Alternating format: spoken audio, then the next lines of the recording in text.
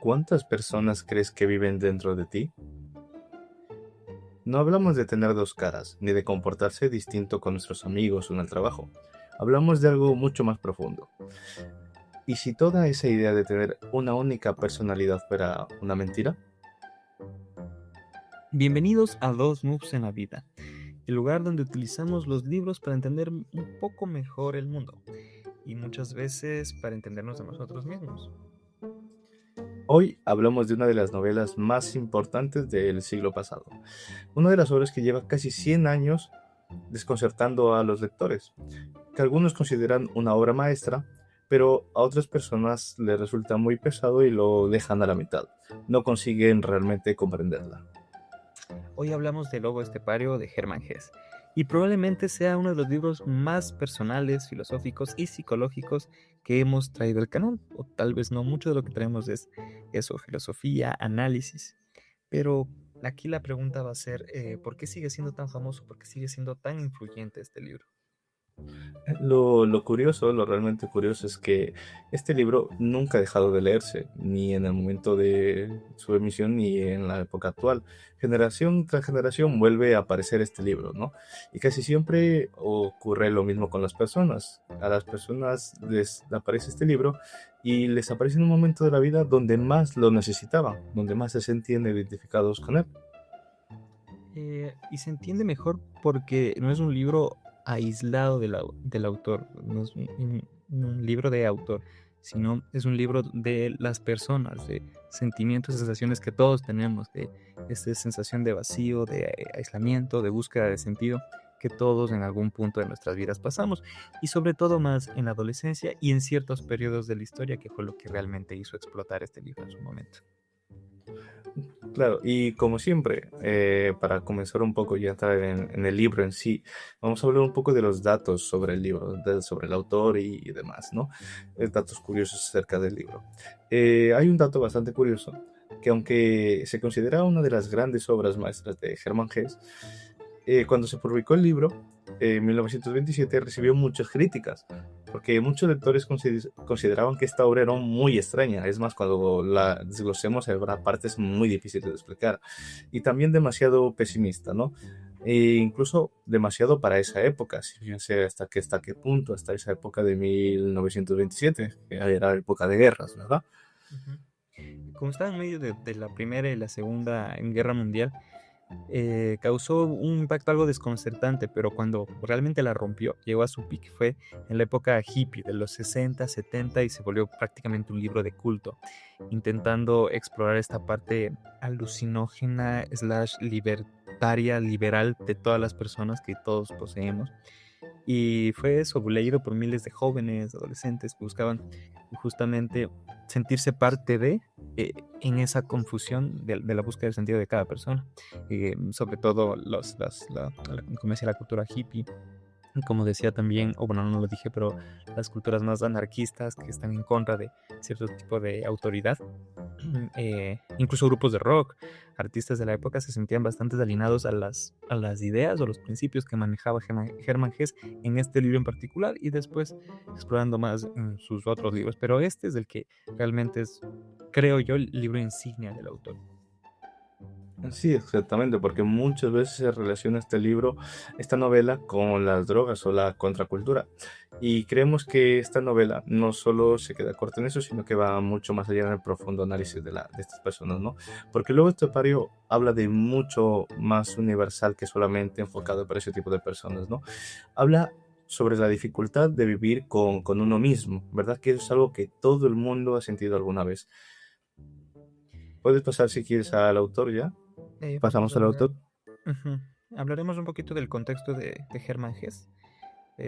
El autor es alemán, pero se crió gran parte de su vida en Suiza, porque habían igual muchos conflictos geopolíticos que estaban alrededor de su vida, dentro de su contexto así de forma muy general, como creo que en algún punto se ha mencionado ya en este canal. Él se crió en una casa muy religiosa, sufrió una presión familiar enorme y sus conflictos con la autoridad trascendían más allá de su familia, digamos, de sus padres, sino de la autoridad o de lo que concebía él como autoridad. Y por eso sí fue por otros lados más espirituales, al punto en el que en ciertos momentos de su vida tuvo que escaparse de los lugares donde estudió y de la presión, es que ya más bien no familiar, sino social. Sentía que por todo lado quería meter algo que él no concebía como realmente humano, por así decirlo.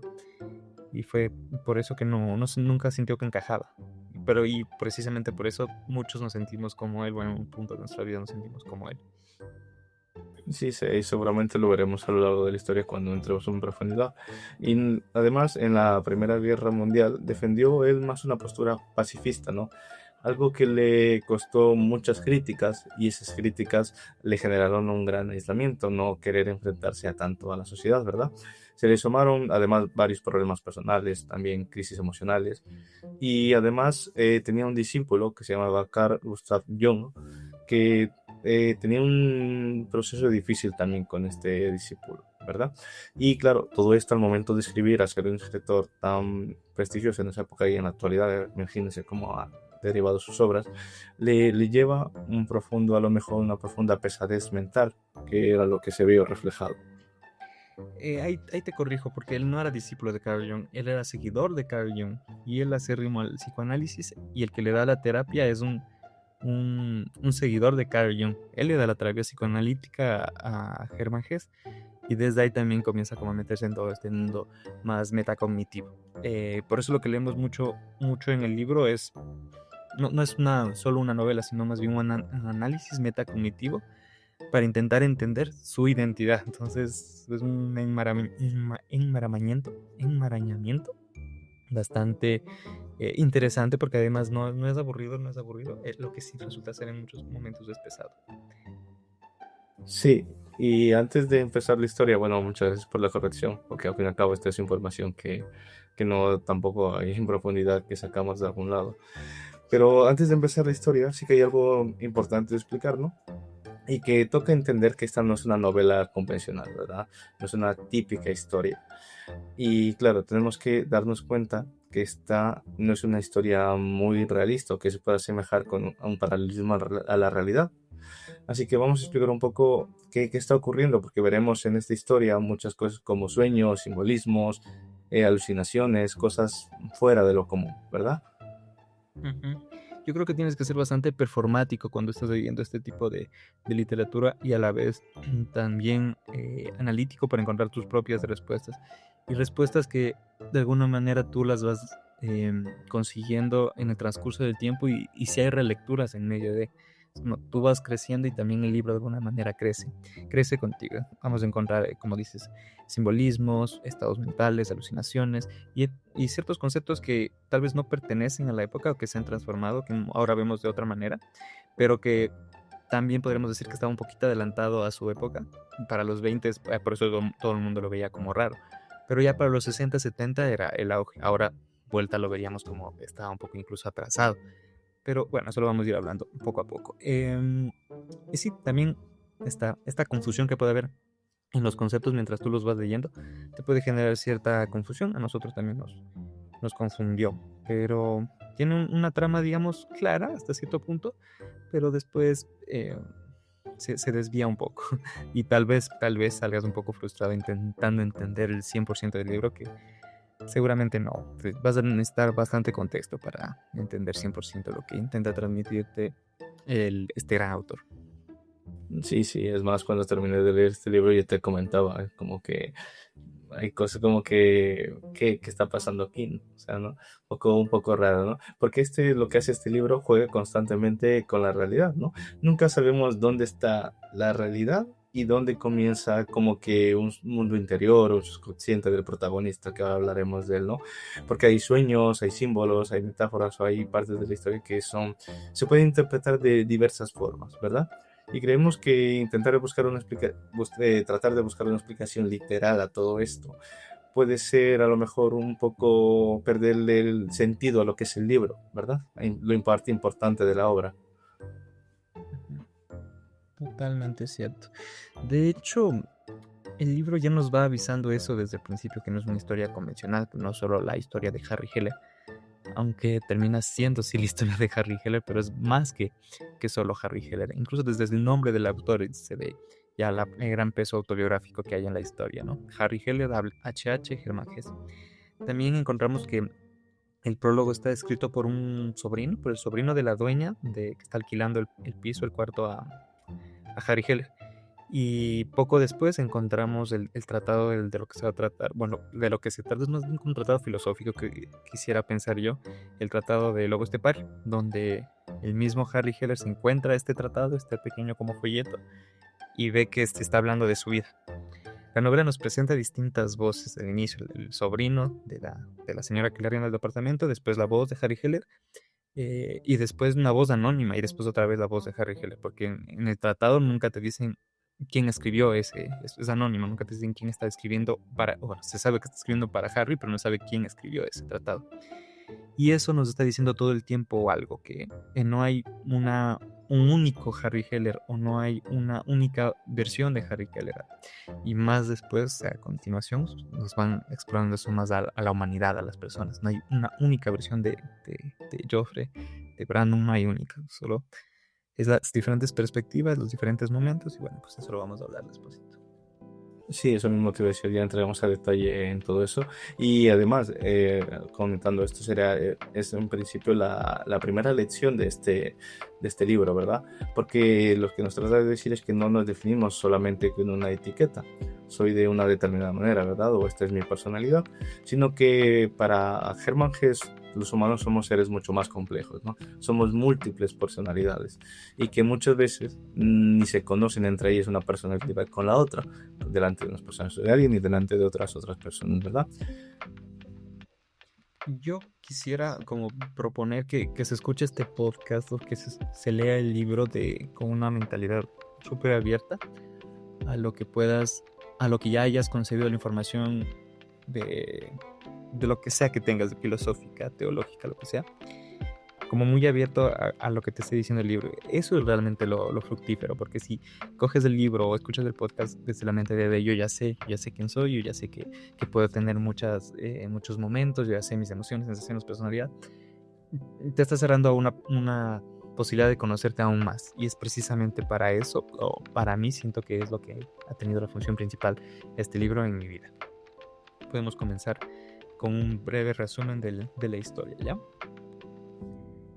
Efectivamente, sí. Y vamos a hacer un resumen de análisis de la historia para, mientras lo vamos comentando, lo hemos separado por bloques, vamos hablando de ciertos apartados importantes de la historia. No va a ser un orden cronológico como tal, porque al fin y al cabo también el libro es un poco caos y si vamos de orden cronológico a lo mejor incluso nos confundimos nosotros y ustedes al momento de escucharlo. Así que el análisis lo vamos a hacer de una manera un poco distinta. Así que el primer bloque lo hemos dividido en el protagonista, que hemos dicho ya un poco de él, ¿no? Harry Haller, ¿verdad? Vamos a explicar un poco quién es, cómo viven, por qué está roto, por qué se siente mal, por qué se siente aislado y por qué tiene esta situación sentimental y emocional, ¿verdad? Cuando conocemos a Harry Haller, lo primero que sentimos es que estamos delante de un hombre completamente derrotado, un hombre hundido, ¿verdad? No es solamente alguien triste, porque estar triste solamente puede ser un sentimiento momentáneo, ¿verdad? Pero es algo más constante, ¿verdad? Él ha perdido interés por casi todo, vive solo y prácticamente no tiene amigos. No encuentra sentido además a la sociedad que le rodea y sobre todo él siente que no pertenece a ningún lugar. Parece que tenemos el patrón de escoger personajes protagonistas deprimentes, ¿no es cierto? Con indigno de ser humano y historias similares igual. También habíamos hablado en el canal del Memorias del Subsuelo, como que son historias en las que el protagonista está bastante en un estado depresivo. Lo curioso es que Harry no culpa únicamente al mundo, sino se culpa a sí mismo y ahí entra el meollo, porque no es simplemente irse porque se van incluso contra la clase burgués, no se va solo contra ellos, se va contra él mismo, como su vida misma se desprecia y vive convencido de que algo dentro de él jamás de los jamases podrá cambiar. Él nació así y va a morir así. Desde las primeras páginas creo que se entiende que Harry Heller no es uno solo, y ya después por el título se da a entender que él se entiende como dos más, quizá.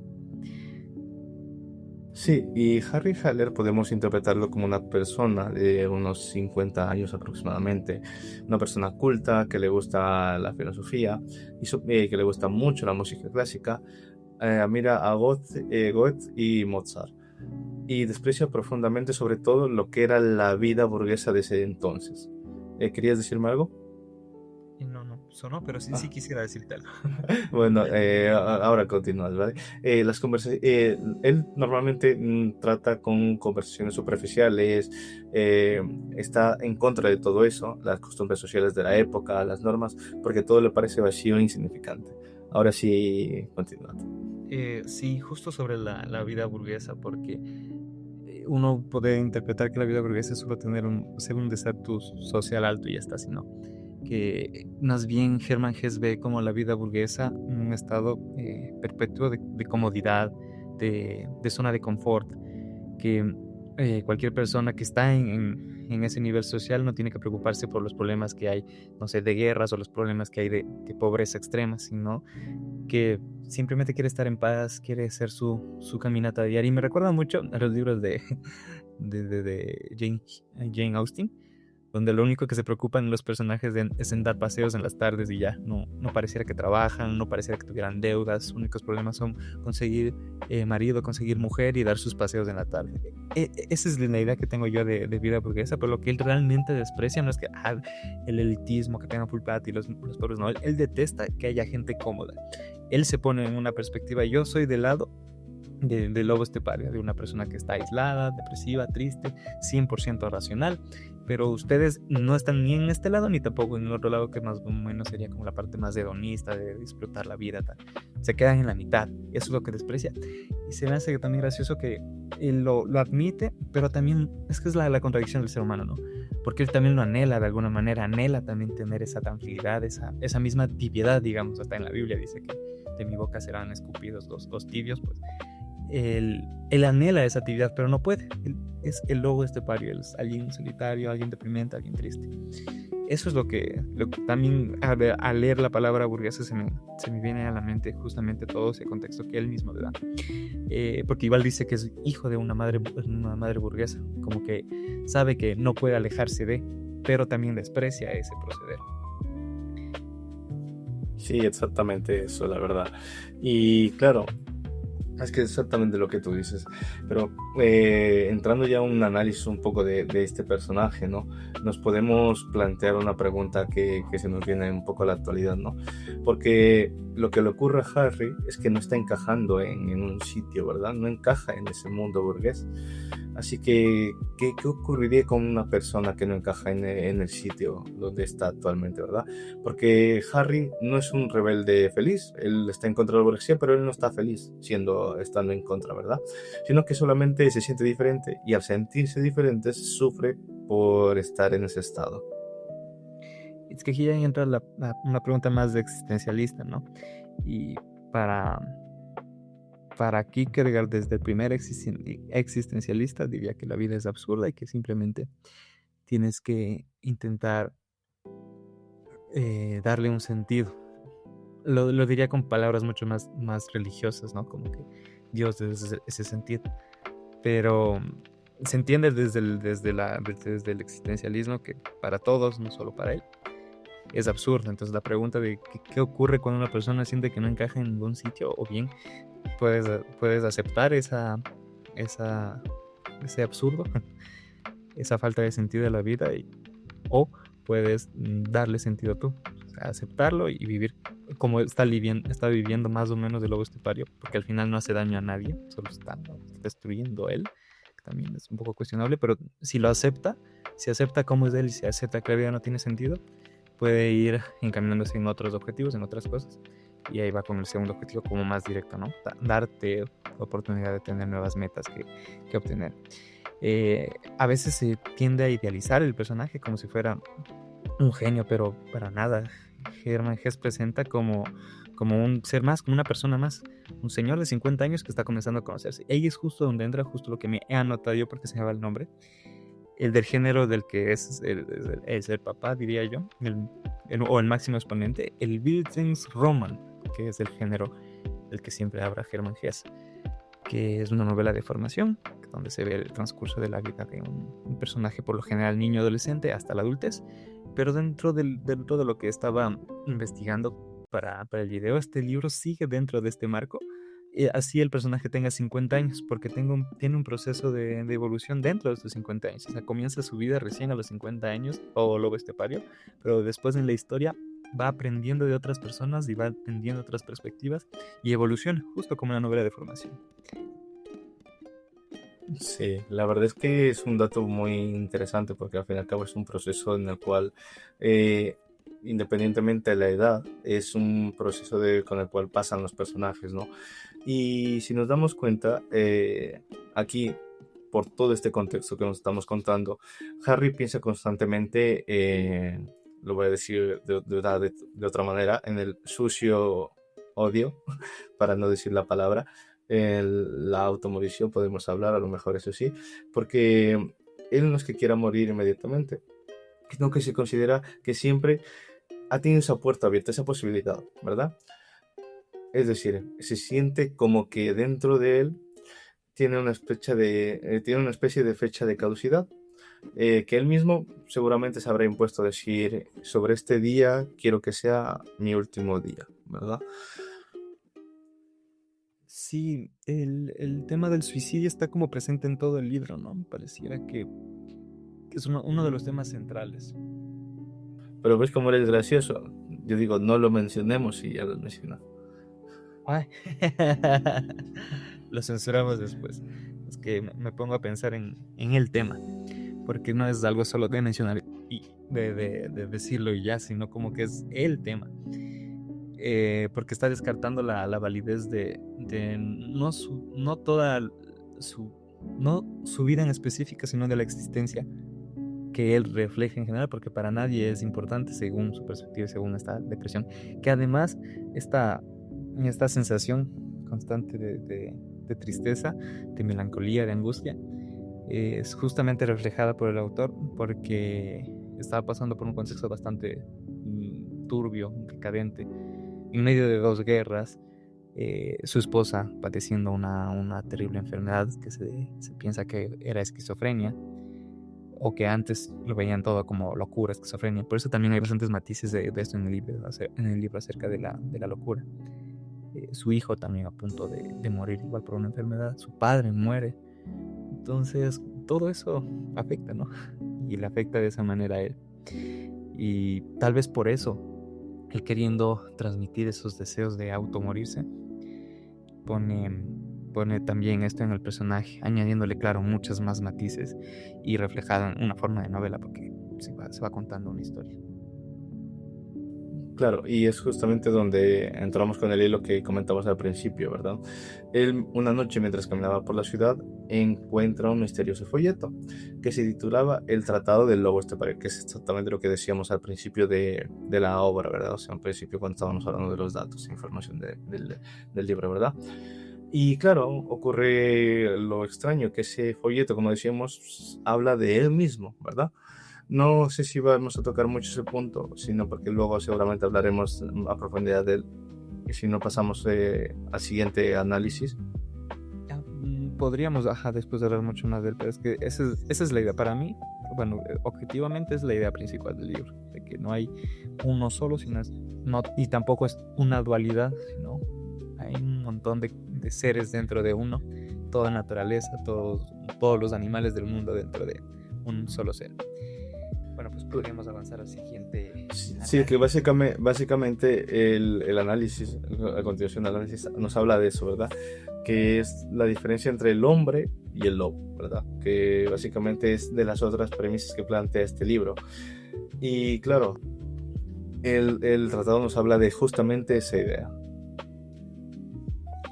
El tratado imagínense como ustedes pasando por la calle y encuentran un folleto que habla de su vida, tercera persona.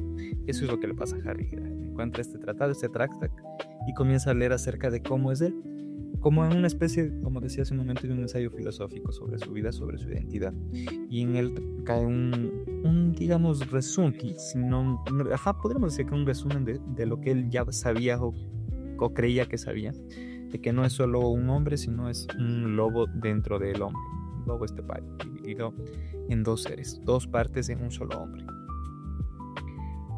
Pero después hace como un pequeño giro, ¿no? El giro es justamente que no es solo el lobo estepario, digamos, la parte solitaria, y el hombre la parte más, digamos, espiritual, sino también hay muchas otras partes más que se dividen en cientos, en miles, y mencionan nombres de animales también, como para intentar entender esta diversidad la que puede abarcar a una persona.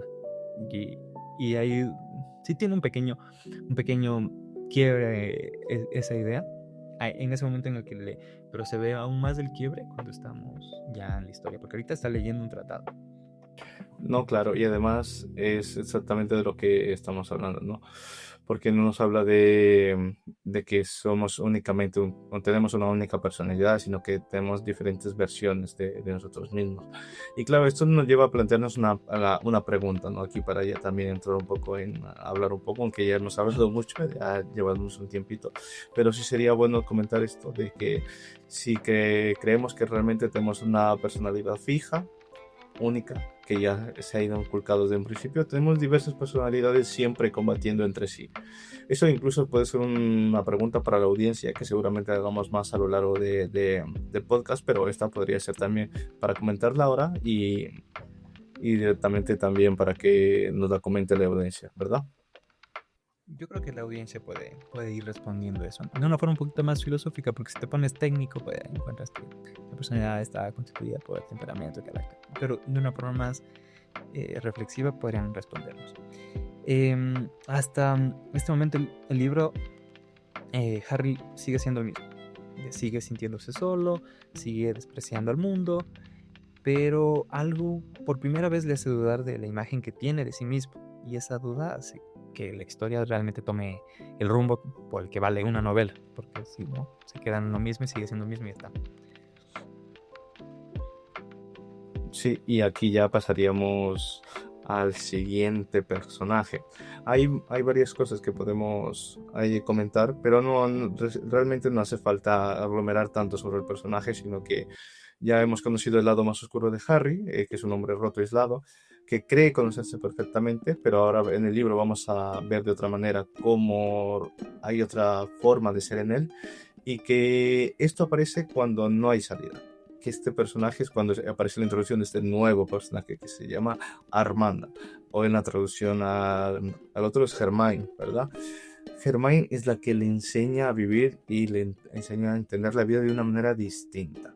Seguramente ahora comentaremos un poco más sobre el personaje y la influencia que tiene sobre Harry Haller, que es lo que exactamente ahora vamos a hablar el siguiente bloque. Por el primer bloque consistía en Harry Haller un poco en explicar el personaje, y ahora vamos a ver cómo se conectan todos estos bloques, estos personajes, ¿verdad? Yo creo que desde que existe esta idea, creo que tal vez fueron los pioneros, ¿no? Tal vez antes existió, pero no sé. Fueron los pioneros en poner el personaje que tiene una cualidad, digamos, muy inteligente, con el otro que es muy extrovertido, y después se conocen, se gustan, pero el uno quiere conocer el mundo del otro.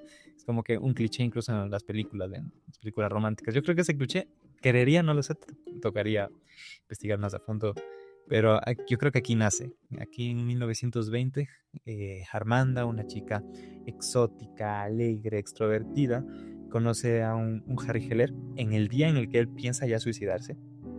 Y bueno, pues hay cierto gusto entre los dos, se llaman la atención. Lo que le llama la atención a ella precisamente es que él nunca le pregunta el nombre a ella, y es algo curioso para ella. Y después pues hay un montón de interacciones que dan justo esto, lo que te digo, el cliché de que ella coge y le enseña a bailar porque él nunca ha bailado antes, no disfruta la música, incluso sigue la misma crítica de él a cualquier tipo de arte, porque no le gusta la radio o los avances tecnológicos, prefiere quedarse en lo más tradicional, podríamos verlo así. Y ella, en cambio, no, le da un poco igual, ella quiere solo disfrutar el momento, quiere disfrutar la vida. Entonces, como que él quiere sacar de ella eso, hacerle disfrutar la vida. Y ella, pues vamos a ver qué quiere de él, porque hasta ahora sigue siendo un poco mi pregunta. ¿Qué quiere Armanda del lobo estepario? Claro, y básicamente has comentado un poco al respecto de esto, pero como vemos, Armanda es como que le conoce mejor que que él mismo, ¿verdad?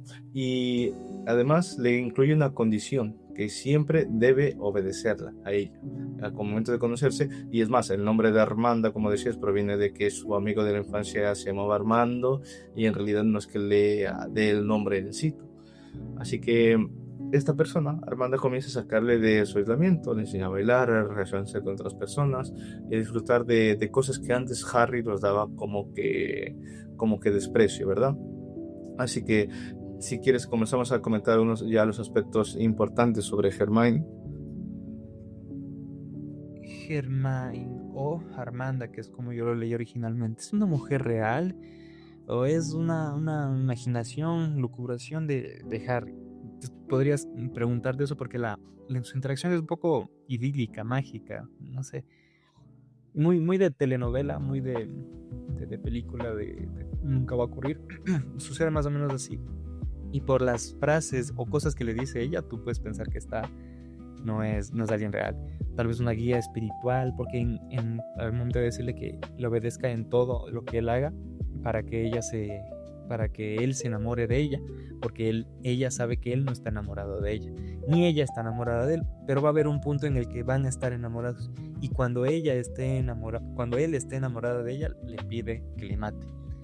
Entonces, desde ahí te puedes ir haciendo estas preguntas, ¿no? Es real, pero yo creo, para mí, es real 100%, sino que es una forma de presentar justamente estos polos, estos extremos que hemos estado hablando de lobo y humano, podríamos decir, porque el libro es este pario, de la soledad versus la búsqueda de sentido, no sé, del orden con el desorden, porque igual mencionan que es alguien bastante desordenado, no sé, del teatro, que es lo que le gusta a él, relacionado con la radio, que digo que es un momento que no me gustaba, y de ahí hace una pequeña alusión a Nietzsche, desde donde ya puedes como darte idea de a qué se va a referir, y es esta teoría mitológica de estos dos semidioses, de Dionisio y Apolinio, donde justamente representan a Dionisio, representa la parte terrenal, la parte de excesos, que vendría a representar a Armanda, y Apolinio pues representa la parte perfecta, racional, que vendría a representar a Harry Heller. Entonces es curioso ese contraste, esa compatibilidad incluso, pero es la herramienta de Armanda como personaje justamente sirve para ejemplificar eso. No es como algo que no existe, porque no es que no existan todas estas ideas de exceso, de ideales y de raciocinio y perfección, sí existen. Entonces solo son como hipérboles, personajes hechos de hipérboles para expresar justamente esas ideas que tiene el autor. Bueno, esto también lo hablamos antes de comenzar el podcast, y aquí discrepábamos porque yo sí que consideraba que era más como que una imaginación de Harry. Claro, pero esto también lo dejamos a como que una experiencia del lector, que el lector, que las personas que están escuchando lo lean, si lo han leído, sino que nos lo comenten, que es para ellos, si es una mujer real o es una proyección de la mente. Yo me basaba más que nada por el argumento inicial que le daba, que al principio, cuando realmente lo conoce, le da el nombre de Armanda, que era el amigo de infancia de Armando, y además, sobre todo, también porque le ordena desde el principio que sabe que su final va a ser que lo mate, que la mate a Armanda, que la termine ejecutando él mismo, ¿verdad? Y luego veremos todo lo que ocurre para que suceda eso. Y claro, entra como que todo eso en la mente, y claro, es como que el hecho de que este personaje le haya impulse a todos los aspectos es lo que más se considera a mí que pueda que no sea real, ¿verdad? Pero claro, puede ser aquí una proyección de la mente de Harry, puede representar su parte femenina o incluso una guía espiritual. Tú decías también antes de comenzar el podcast que también podría verse como la madre de Harry, porque es la que le ayuda en su desarrollo y está pendiente constantemente de él, ¿verdad? También lo veía así como la madre. Decía como que había análisis acerca de eso, pero para mí lo tengo más seguro del lado en que es real, que es una persona, es un personaje, y es para explicar justamente la parte dionisíaca de las personas. Y lo que decías de lo que es de Armanda, porque le pone el nombre prácticamente él, porque nunca se presenta a ella, y después le dice, como que tiene rasgos masculinos. Y me recuerdas a alguien de mi infancia, un amigo, Armando. Pues bueno, soy Armanda, dice. Y es como que sigue en ese mundo de que, mira, no importa los nombres de aquí, lo que importa es que disfrutemos, que bailemos, que vivamos del exceso, que vivamos de esta vida. Y también ahí entra como mi análisis posterior, ya cuando vamos a ver en el final, pero quisiera como ir poniendo un poquito de eso, y es la misma pregunta que te hice en un momento de que, ¿qué quiere Armanda de él? Si ya sabemos que él de ella quiere amor, comprensión, lo que no tiene con otras personas, que es una persona solitaria, y quiere que le enseñe a bailar ya de forma mucho más concreta. Pero ella, ¿qué quiere? O sea, ¿qué va a recibir ella a cambio? Para mí va más bien guiado a que, como ahí están los dos en esos dos polos, ninguno en los dos polos encuentra ese sentido de la vida. Ninguno en los dos polos, ni en el polo del medio, que sería la burguesía. Entonces ella también quiere morirse de alguna manera. No quiere estar ya en este plan. No, claro. Y yo, más que nada, pues también por esa pregunta que tú no sabes si es lo que yo considero que no es real, pero bueno, Armanda no intenta tampoco explicar quién es Harry, ¿verdad? No intenta explicar ni cambiarle, sino que le intenta enseñar a vivir de una manera distinta. Y con esto creo que pasamos al siguiente bloque, que es gracias a Armanda que conoce a estos dos siguientes personajes de los cuales vamos a hablar, que es el siguiente bloque, que sería María y Pablo, ¿verdad? Dos formas distintas de ver lo que es la libertad. Aquí sí veríamos dos personajes que a lo mejor son ideales de lo que querrían ser estas dos personas, ¿verdad? Como Armanda y Harry. En un caso tenemos a María, la cual la conoce en un bar una noche, que gracias a Armanda toma la iniciativa de hablarle y bailar con ella, porque estaban ahí, se encontraron en un bar, salió a bailar con Armanda, que le llevó, y ahí es cuando él toma la iniciativa de sacarla a bailar a María. Y María, una chica muy atractiva, muy guapa, en ella descubre que el amor físico, la ternura, el estar presente, y también por otro lado conocen a Pablo, ¿verdad? Pablo, un músico que lo nombran que puede tocar cualquier instrumento, es decir, un músico muy talentoso y muy guapo, muy alegre. Él rompe las normas, él entiende la realidad de otra manera. Y claro, aquí es cuando comenzamos a ver dos contrapartes distintas completamente a lo que estamos viendo de Harry y Armando, ¿verdad? Sí, es que todo va reduciendo a lo que digo que es la idea principal de la dualidad humana, porque él incluso cuando conoce a Pablo un poco lo juzga, lo mira de soslayo y de rojo y dice, solo sabe tocar jazz, que en ese tiempo en los 20 era la moda, y eso para nosotros, digamos, en la actualidad sería como escuchar, no sé, trap, reggaetón, como que desprecia lo que les gusta actualmente, y él valora más lo tradicional, como a Bach.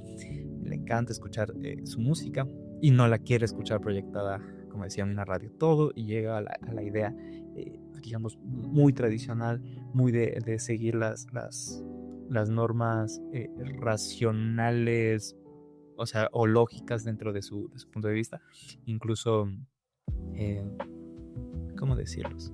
Arcaicas también podríamos decirlo de esa manera, pero es como que es fiel a eso, no es tibio, nada, sí, puedo ahora escuchar la música de Bach, no, tengo que ir al teatro y allá lo escucho, porque esa es la manera en que se expresa y debo consumir música, debo consumir arte. Todo el tiempo está esa dualidad, y por otro lado Pablo dice, no, pues yo aquí toco lo que les guste, incluso tiene una conversación donde él le pregunta acerca como de cosas más técnicas de la música, el lobo estepario, el Harry, y a Pablo dice, a mí realmente no me importa, yo toco lo que a la gente le guste, y si yo puedo hacer, si de aquí sales más feliz de cómo entraste, pues me sirve, sea lo que toque, y si les gusta bailar el foxtrot, pues lo bailan y lo toco, y ya está, la pasamos bien, ese es el final para lo que tiene que servir la música. Y lo otro no, que es muy, muy, muy estricto, incluso con el disfrute del arte. No, claro. Y es más, eso es lo que creo que también critica, porque tiene esa cierta envidia hacia Pablo seguramente. Porque es lo que realmente considero que también él busca en estos personajes, esa necesidad de María y Pablo.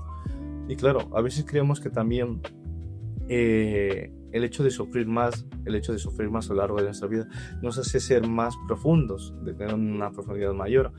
Pero Hermann Hesse nos dice que no necesariamente debe ser así. Con esto es que ya pasaríamos al siguiente y último bloque, después de hablar brevemente de esos dos personajes que son importantes también para la obra, que también aparecerán ahora en los últimos bloques. que es el quinto bloque que hemos tratado, el teatro mágico, que esto ya es cuando uno comienza aquí a la locura, ¿verdad? Si quieres comenzar a comentarlo tú. Antes de pasar a la locura total, tenía ahí por unos dos temas que se me pasaban por la cabeza mientras tú hablabas y no quería contarte. Cuando hablamos de la multipersonalidad de Hermann Hesse, se me viene a la mente la frase de Walt Whitman, que dice que contenemos multitudes, que tenemos todo el mundo dentro de nosotros, todos somos el universo en nosotros mismos, que después diría más a ahondar más en su literatura con Viaje al Oriente, con Siddhartha, donde la espiritualidad y las creencias politeístas están bastante enfrascadas en lo que es ya su vida, no es solo como que un momentito en particular, ya es su vida para Hermann Hesse, y comienza justamente en estos apartados. Y otra cosa que se me iba es cuando hablas de este personaje, o cuando lo mencionas como el que más ha sufrido, se siente más profundo, me hizo acordar a una película, la película que la vimos recién, que se llama El Poeta, que está buenísima, recomendadísima, y va justo con ese hilo. Él vive en ese extremo en el que el poema tiene que ser sufrido, la persona tiene que haber pasado una desdicha, su vida debió haber sido un asco, y así poder escribir realmente obras que lleguen a las demás personas, y no solo para pasártela bien, un poema para dedicarle a alguien porque te gusta, no, un poema tiene que ser sufrido, tiene que doler, tiene que sangrar. Como que me hizo acuerdo de eso. Ya, la locura total, que es el bloque 5 del que estamos hablando, es del teatro mágico. Después él ve la entrada del teatro mágico al inicio de la historia, pero por ciertas circunstancias no puede llegar a entrar, no le dan el acceso, digamos, pero ya en este punto de la historia, llevándose con Pablo, llevándose con María llega a ser su pareja sentimental, romántica, llevándose con Armanda, le dan, digamos, este acceso al teatro mágico. Aquí dedicaría bastante tiempo, aquí estaría todo el resto del libro, porque comienza a ser como la expresión de la idea principal hecho novela. Y ahí es, porque lo que estamos hablando ahorita con palabras son un poco como complejas, abstractas. Si te digo haz un dibujo de eso, es un poco difícil hacerlo, pues ahora imagínate tú lo que puede ocurrir ya con unas personas. No se puede explicar cada escena, incluso yo solo me imagino la parte donde dice que hay un montón de puertas, y en cada puerta hay diferentes títulos, y en cada título de esas puertas te manda a una realidad de tu identidad. Entonces, una lucubración enorme. Pues básicamente sería imposible intentar hacer un dibujo o hacer una representación real de eso. Más o menos te puedes ir imaginando. Aquí solo podemos decir que es lo que simbolizan, ¿no? Nuestra mente, las posibilidades, el ser tú de una manera, de otra manera, en otro contexto, tu identidad, el inconsciente, que está bastante de la mano del psicoanálisis, que es bastante para Hermann Hesse. Y de eso ya se puede abarcar un montón de cosas más, ¿no? Cada uno podría hacer su libro personal de eso, y sacaría justamente el teatro mágico. Pero dime tú, ¿qué crees que es el teatro mágico? Bueno, lógicamente estamos hablando de un subconsciente, lo que también otra posibilidad que te planteaba al comienzo del podcast, bueno, antes de comenzar el podcast, era como que un posible limbo previo a la muerte, porque si bien es cierto que antes hablamos de que se quería hacer la automorición, y no sabemos si el transcurso, que todo lo que ocurre puede ser real, o puede ser que sea parte de ese subconsciente del teatro mágico, porque me viene una parte del libro que es que justamente se sentía en ese momento como el día que vio por primera vez el teatro mágico, antes de que ocurriera, que le viese a Armanda, que le viese a María, que le viese a Pablo, todo ese tipo de cosas. Así que dentro de esto que decimos, el teatro mágico no es muy difícil de explicar qué es, ni puede ser subconsciente, puede ser un limbo mental de él, un paso previo a la muerte, como que algo que tienen que dejar atrás. Pero aquí hablamos de ya que, como decíamos, ¿no? Múltiples puertas, múltiples personalidades de Harry, no es únicamente una sola, y hay varias cosas importantes, ¿no? Primero sería el espejo. El espejo puede hablar puede verse a uno mismo, el hecho de aceptarnos a nosotros mismos en cualquier circunstancia que estemos, en cualquier puerta que estemos, como en este caso planteabas, ¿verdad? Incluso la que no nos gusta, en el caso del lobo estepario, pues el lobo o él mismo, ¿verdad? Y bueno, no hemos hablado mucho de un poco tampoco del lobo estepario, pero sabemos que es un tipo de lobo que le gusta estar así en soledad, ¿verdad? Solitario, no es como que la manada de lobos típica, ¿verdad? Y bueno, si quieres podemos comentar ya también el cierto humor, o sea, sátira que tiene toda esta parte, ¿verdad? De, del teatro mágico, al ver como el tema de la muerte hacia Armanda, o también cuando aparece Mozart, ¿verdad?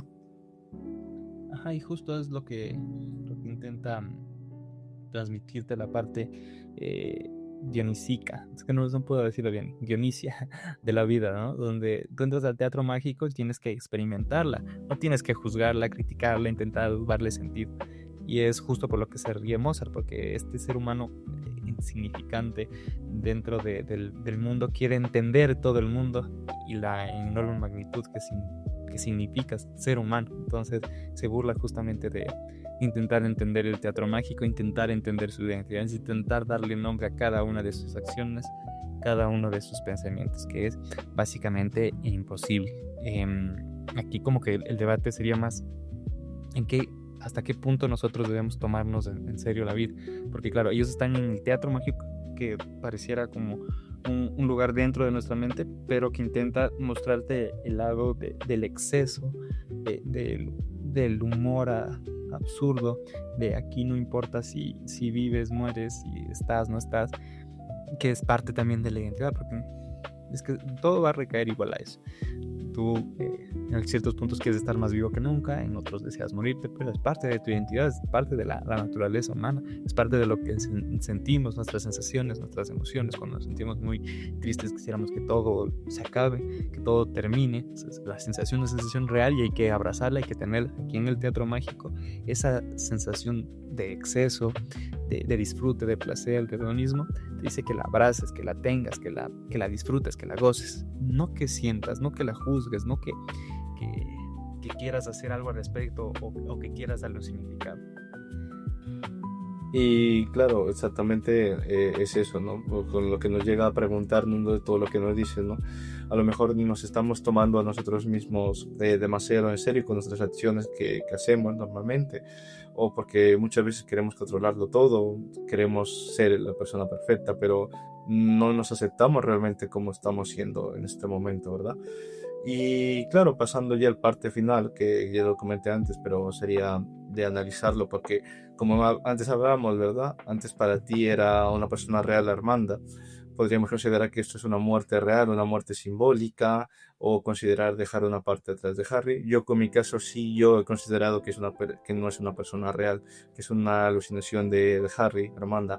Pues sí, consideraría que sería como que dejar ese lado atrás que tenía Harry que le arrastraba, el cual le ayudó a progresar y convertirlo en la persona que él quería ser, ¿verdad? Es un punto también ahí, pero claro, en tu caso, coméntanos cómo se diría tu circuito. Como yo decía, es una persona real, pero lo que sí no es real es el concepto del teatro mágico, y ahí es donde justo entra el punto por el que banco la idea de que es real, porque dentro de la idea de lo que el personaje Armanda está con, porque es lo que pasa en la historia al final, entra en una de esas habitaciones mágicas dentro de su identidad, el joven, bueno, joven no, el viejo Harry Heller, y ve a Pablo con Armanda, está teniendo relaciones y le da un ataque de celos y termina disparando, matando a Armanda. Y que en un punto decíamos como que cuando estés realmente enamorado de mí me matarás. Pero eso destruye la ilusión que hay dentro de este mundo terrenal de excesos que constituye el teatro mágico. Porque no es pensar en lo que realmente sientes. Y lo que realmente siente Harry es ya amor por Armando. Si siente amor en un plano terrenal, se queda en ese plano y no lo trae a este plano más bien mágico, teatro mágico. No lo trae acá y peor, decide matar a alguien por ese mismo sentimiento real. Por eso al Pablo se desilusiona y dice que tendrá que intentarlo en otra ocasión, volver a entrar al teatro mágico e intentar que sus pasiones, sus emociones no lo dominen, sino dejarse llevar por todo lo que sucede ahí. Y claro, y también se ve eso en la parte ya real, cuando no están antes de entrar al teatro mágico, Pablo y Armanda, mejor dicho, le ofrecen un trío al Harry y él dice, pues, ni de coña, no, para nada. Y ellos los dos se desilusionan, es como que no parece que no está listo. Después en otro punto con la fiesta de las máscaras creen que está listo y por eso le permiten, digamos de alguna manera decirlo, entrar a este teatro mágico que es en un nivel performático como la parte elevada de nuestra conciencia, de nuestra identidad. Eh, no, o sea, sí, podría decir que es simbólico, sí, pero que realmente no le mata, porque sucede en el teatro mágico y nada de lo que sucede ahí es 100% real, pero las sensaciones que tiene él sí son reales, entonces lo que tiene que hacer es deshacerse de esas sensaciones y vivir ese momento en el teatro mágico, cosa que no está listo aún. Sí, por eso también era mi otro análisis que decía al comienzo, que incluso Pablo es una figura un poco como que angelical para él, porque es justamente cosas que él querría hacer. O sea, son circunstancias y también que uno se pone a pensar. Y claro, no sé si querríamos hablar un poco más de esto, porque ya para finalizar, sería un poco de explicar qué es lo que ocurre con Harry, ¿no? ¿Por qué fracasa? Porque, bueno, que Mozart sería ya lo explicaste un poco, ¿verdad? Pero ¿por qué termina esta circunstancia así? Ya pasaríamos ya al final del libro, que son las opiniones personales. Ya muchas cosas le dejamos para que el lector, bueno, para que el oyente, en este caso lectores y oyentes, nos comenten y nos argumenten qué es lo que opinan también del libro. Y claro, ya pasamos a las opiniones personales. Y vamos a hablar de las opiniones personales, vamos a hacerlo con preguntas, que también nos pueden contestar ustedes, lógicamente, a lo largo del podcast, ¿no? Y la primera sería, ¿de qué parte del libro nos impactó más? Si quieres tú comenzar a responderla. La parte del libro que más me impactó, es que han sido varias, La primera, cuando leí por primera vez, voy a decir como en orden cronológico de las veces que lo he visto, revisado o intentado volver a leer, porque han sido varias también. La primera fue la de cuando menciona que no somos dos, no somos millones, miles. Esa parte es la que me muestra un gran rechazo a las costumbres ya establecidas, a las costumbres socialmente establecidas y también moralmente establecidas, ¿no? Y como que la persona puede hacer cosas buenas y cosas malas. La persona es buena o mala, que ya te limita solo a uno, pero ya, vas creciendo y a veces hago cosas buenas, a veces hago cosas malas. Pero este libro te dice que puedes hacer cosas medianamente buenas, medianamente malas en este contexto en específico. Y solo con la parte de la moralidad así a secas, porque ahí puedes decir cosas correctas, incorrectas, puedes pensar cosas correctas. Entonces es un millón. Es la primera cosa que me dejó. Y para no ir alargando más, porque el libro, o con sus ideas, mejor dicho, me encanta, hay una frase que se podría sintetizar en una lucha estéril, que es cuando habla con la Armanda, y ella le dice algo así como que tú puedes tener, o bueno, él le dice como que tú tienes que tener un ideal, haciendo alegoría a su idea apolínea de conseguir todo lo ideal, lo perfecto. Tú pues tienes que tener un ideal, una meta y tienes que luchar por él y cumplirlo. Y de esa manera vas a conseguir la felicidad. Y Armanda le dice pues, que tener un ideal y luchar por él, sabiendo que no se cumplirá, es la manera más cuerda de vivir. No lo consigues, solo lo intentas. Es la manera más cuerda, la más aceptable para una persona dentro de estos términos o de este mundo existencialista, digámoslo así. O sea, siendo consciente de que la vida es absurda, no importa. Tú ponte la meta, pero si la consigues o no, da igual. Tú solo ten ahí la meta. Como que siempre tienes que tener una lucha que no va a dar ningún resultado. Y ella le dice, y ahí pues, también se sigue revelando esta polaridad, esta dualidad. Eso es lo que más me ha gustado. Y dentro de eso también está lo de ser tibio, lo que desprecia a los burgueses, pero también anhela ser como ellos, tener esa paz, esa tranquilidad. Me encanta. No, claro. Y bueno, yo no quiero comentar tampoco tanto porque ya creo que se nos va un poco de tiempo, pero sí sería comentar que la parte más interesante, al menos que más me impacta a mí, no es que más me guste, porque el libro en sí a mí me gusta el hecho de que es tan loco que uno tiene esas múltiples interpretaciones y básicamente se basa todo en lo que es el teatro mágico que aparece al principio de la historia, al momento de que es un sitio solo para locos y al final cuando comienza ya tienes acceso porque ya entendemos que está loco, porque si es solamente para locos, si está loco, ha podido entrar. Así que, claro, esta pregunta también la dejamos para que nos lo contesten abiertamente en los comentarios. También hay otras. Y bueno, yo, para en vez de identificarse con Harry Hale, que era otra pregunta que esa no la pueden contestar, no hace falta que se identifiquen con todo el personaje, pero sí con una parte del personaje. Yo pasaría mejor a la pregunta de, ¿crees que este libro nos ha llegado en un momento adecuado de nuestra vida, cuando estábamos en una dualidad interior, a lo mejor, alguna circunstancia así? ¿Tú qué creerías, Joffrey? Lo curioso es que muchos lo hemos leído más o menos de adolescentes o jóvenes tempranos. Y después creemos que tenemos ideas propias. Y después resulta que regresamos al libro y muchas de las cosas que piensas son precisamente por las frases que hay en este libro. Porque es un libro que tiene muchas frases muy bonitas de analizar, de revisar, que tal vez significan otra cosa diferente si te lo pones a ver en contexto. Pero creo que el momento adecuado, podría decir que sí fue cuando lo leí la primera vez. Creo que tenía 19 años cuando lo leí por primera vez. Creo que fue el momento preciso. Solo como por la parte superficial, por lo que se me quedó como esto de la dualidad. Porque de ahí hubo otro momento preciso cuando lo volví a leer, creo que después de unos 4 años más, que también fue un momento ideal porque me brindó a hacerme más anotaciones, más apuntes, más cosas que no había visto la primera vez. Entonces creo que para cualquiera que quiera o que le interese conocerse un poco a sí mismo o tenga la mente abierta como para cambiar incluso de opinión alrededor de lo que cree de uno mismo, es un libro muy bueno, con mucha paciencia, con apuntes a mano, con estrategias de lectura, porque llega un punto en los que es un poco difícil de digerir. Entonces, el momento oportuno creo que es para cualquiera que quiera conocerse un poco. Y justamente lo hilas con la pregunta, otra pregunta que ya es para finalizar también, de las últimas, ¿no? Que si la recomendarías a cualquiera. Bueno, en este caso todavía no se ha contestado, pero yo creo que lógicamente no es un libro para cualquiera, porque como bien has dicho también, hay personas que le resulta muy pesado este tipo de lectura. A mí, yo soy partidario de leer cualquier tipo de literatura, aunque a lo mejor sea pesado, pero hay veces que lógicamente si no completas el libro, pues es porque ese libro no lo has podido comprender correctamente, o no se te ha hecho muy pesado, la historia ha sido muy larga, un poco tediosa, no has avanzado como correctamente, o también el punto de tu vida en el que te encuentres, también depende, ¿verdad? Por eso creo que se pueden hilar estas dos preguntas, porque si nos llega en un momento que a lo mejor no estamos en una circunstancia tal que nos sentimos tan identificados con este libro, pues a lo mejor se nos pesa un poco más leer todo este tipo de ideas. Así que para finalizar hay varias preguntas para la audiencia, pero yo me quedaría con el final. Bueno, hay varias cosas que hacer antes de finalizar.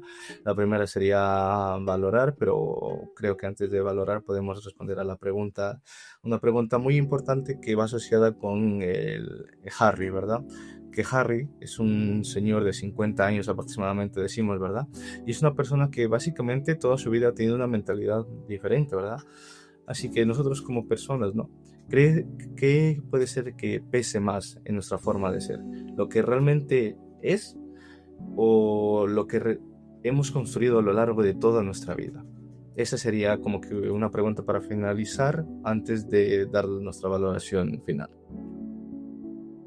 Y esa pregunta para la audiencia específicamente, ¿no? ¿Creen que valen por lo que son ahora o por la imagen que se ha construido de ustedes mismos en el curso de su vida? Para ir cerrando este capítulo, podríamos preguntarnos, o sea, al principio de este podcast, nos preguntamos quiénes son cuando dejas de interpretar el personaje que crees que estás haciendo, ¿no? Pues yo creo que seguimos siendo nosotros mismos. Igual, otra teoría filosófica de Sartre dice que utilizamos máscaras en diferentes contextos y que esa máscara nos permite ser realmente quienes son, y que ninguna máscara es igual en ningún contexto. Básicamente tú no eres igual con tus compañeros del trabajo o con tus compañeros de colegio o universidad que con tu familia o con tu novia o con, no sé, tus mascotas, y no quieres, y no es complicado que todo ese mundo se una, y cuando lo unes creas una nueva máscara para esos contextos en específico. Entonces vivimos en esas máscaras, somos esas máscaras, somos esas múltiples expresiones de lo que decimos ser, y de ahí entra la perspectiva de otros, ¿no es cierto?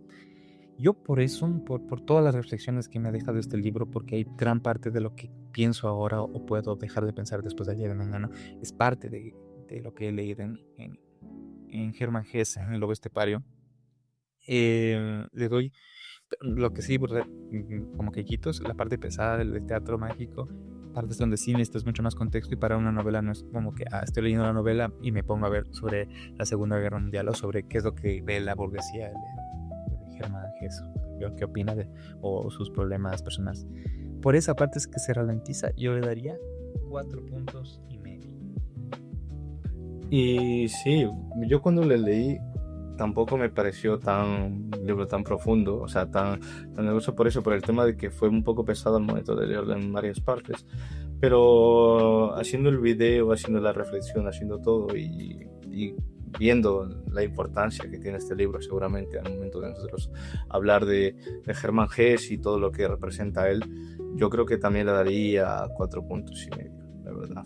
Me ha gustado más incluso el análisis, todo lo que hemos preparado previo también al podcast, porque este libro ya lo hemos leído hace un tiempo, y yo creo que también es importante que comprender todo esto que como nos viene bien para este tipo de libro que estamos, como por así decirlo, haciendo videos, ¿verdad? Nos viene como que en esta secuencia de personajes con dudas existenciales, problemas filosóficos, todo este dilema moral, así que sería muy, muy interesante seguir con este hilo de libros. Y bueno, yo creo que esto sería lo último. No sé si querías comentar algo más antes de finalizar.